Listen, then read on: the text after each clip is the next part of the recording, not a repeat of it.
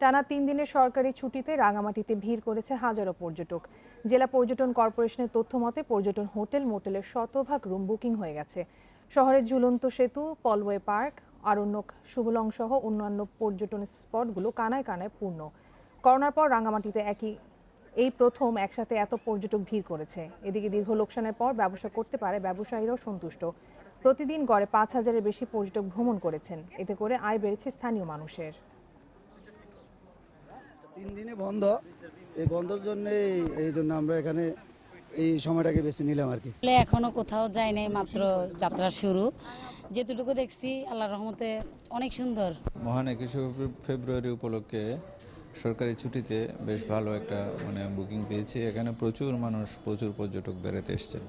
আমাদের বুকিংয়ের পরিমাণ ছিল প্রায় শতভাগ এবং অন্যান্য যেসব রিসোর্ট আছে সবগুলোতে প্রায় একই অবস্থা।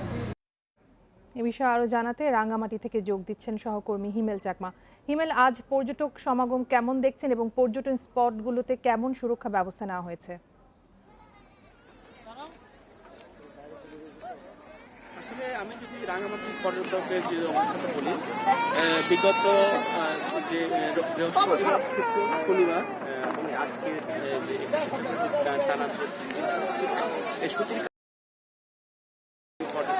রাঙ্গামাটির যে সিম্বল, রাঙ্গামাটি ঝুলন্ত সেতু, আমি যদি এর ব্যাকগ্রাউন্ডটা যদি একটু দেখে, আসলে এখন হচ্ছে প্রায় দিনের শেষ পর্যায়ে, কিন্তু আমরা এখনো দেখতে পাচ্ছি যে এখানে বিপুল সংখ্যক কিন্তু পর্যটন ঝুলন্ত বিষয়ে তারা ভ্রমণ করছে।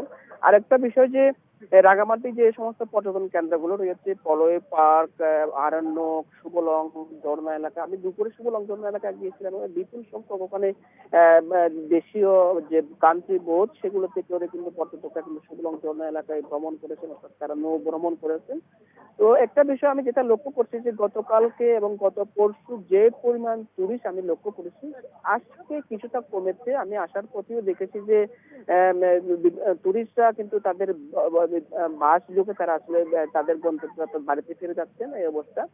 তো আমি হোটেল মোটেল কর্তৃপক্ষ যারা আছেন তাদের সাথে আমি কথা বলেছিলাম, তারা বলেছেন যে আজ পর্যন্ত কিন্তু রাঙামাটিতে যে হোটেল মোটেলে যে বুকিং সেটা আজকে পর্যন্ত রয়েছে। হয়তো তারা আগামীকালকে পর্যন্ত হয়তো আগামীকাল থেকে হয়তো কমতে পারে। তো আমি আপনাকে বিষয়টা জানিয়ে রাখি যে করোনার কারণে রাঙামাটিতে কিন্তু দীর্ঘদিন ধরে পর্যটন স্পটগুলো বন্ধ ছিল।